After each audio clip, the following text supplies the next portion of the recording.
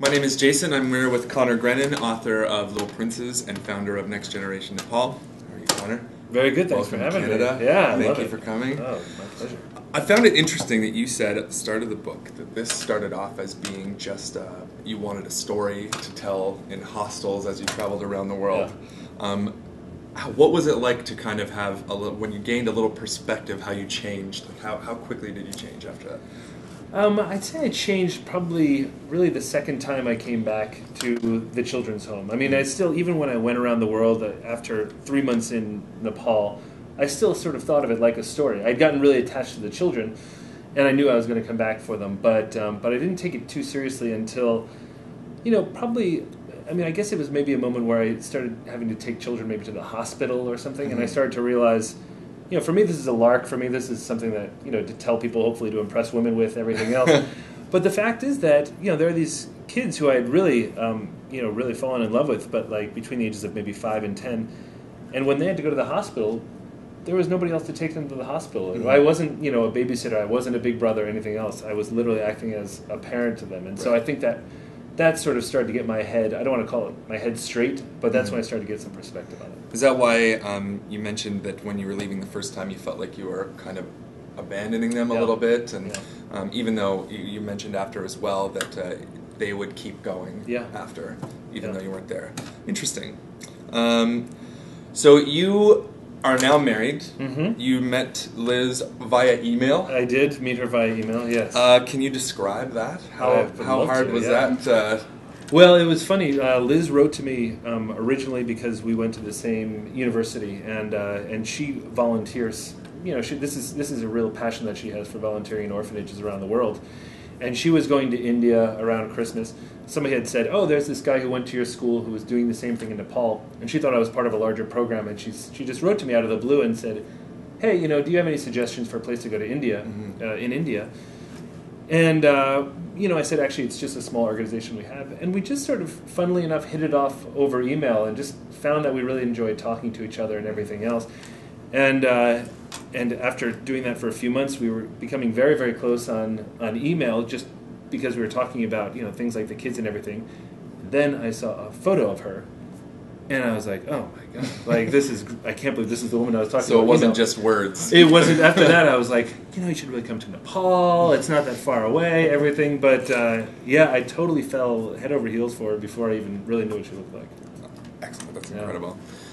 Especially since it's hard for the common man, such as myself, to meet anyone anywhere I go, and yet you're meeting them. Nepal email. It's just via email. Yeah. Unbelievable. Your friends at the start, it seemed that they weren't too supportive of you going back and kind of devoting your future to the children of Nepal. And I was just curious how they feel now, and have you inspired them to do any humanitarian work of their own? Yeah, no, great question. Are you still in great contact with them? Oh, absolutely, yeah. And it was less that they weren't supportive, and more that they were skeptical that I would be able to do that. I think, and so, and in fairness, I'm not sure that they were so far off the mark. Right. I mean, one of my friends was quoted in a very small newspaper article. Unfortunately, I think the one Liz read, which was, if I could have picked one person who wouldn't start an orphanage, it would be Conor. Right. And so I thought, okay, well, not that I'm going to prove them wrong, but I knew sort of a different side that was going on out there. And they were sort of amazed that I was able to do, anything at all. When I brush my teeth, everybody's kind of amazed. But, in this case, they were just like, wow, actually you're really doing it, you're making it happen. And I had a lot of friends that came out and visited me. And there's something that changes in you, actually, when you go out and see something, more than just seeing it on the news or a commercial or something. It's something visceral, and it's something sort of, I think, deeply impactful. So I was really encouraging of them coming out, and a lot of my friends just got more involved in this organization, and just they found their own thing too. Mm-hmm. Do you have any mentors or anybody you looked up to help you kind of learn the path of where to go, or is it all kind of trial and error for you?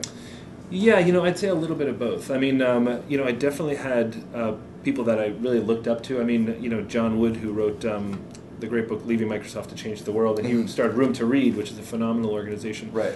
I learned about him just as I was starting this up, and it was really encouraging to see somebody else devoting themselves to Nepal, so I felt a little less alone. So I met him much later and was able to thank him for that.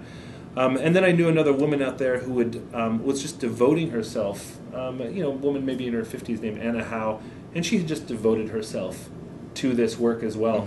And she just kept on saying, don't worry, you can do this, you can do this. Unfortunately, there was nobody that was actually really trying to do what I was trying to do, which was finding the families of these children. And so there was no path to follow, there was no model to follow.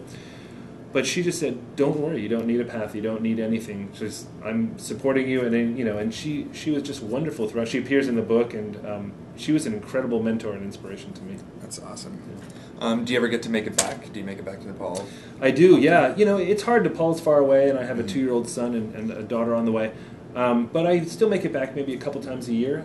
So I was just back in October, which was really wonderful because I had sent them the advanced copy of Little Princes to the kids who were a little bit older, 14, 15 years old. And so this is the first time I got to see them after they had actually read this book about themselves, and I was really nervous about it. Did they enjoy the cover?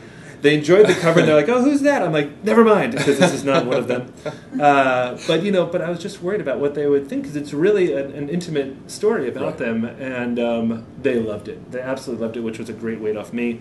And I also was able to get back into the mountains, because what we've been able to do, thanks to this book, is actually build a new orphanage out in the region where they're from, which is a very remote region, northwest part. In Kumla, exactly, yeah.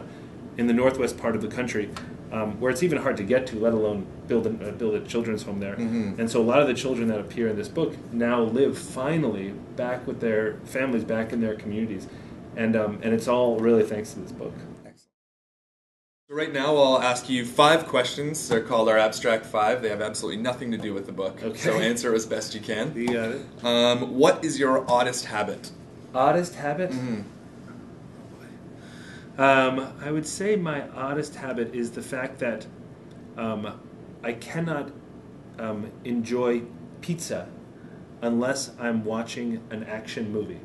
I love pizza, but otherwise I won't eat it unless there's literally an action movie on the screen. Any action movie? Oh, it doesn't matter. Doesn't matter. Yeah. Just guns and pizza. No, I don't have any such standards for that. Fair enough. Yeah. Okay, if someone else was to write a book about you, what would the title be?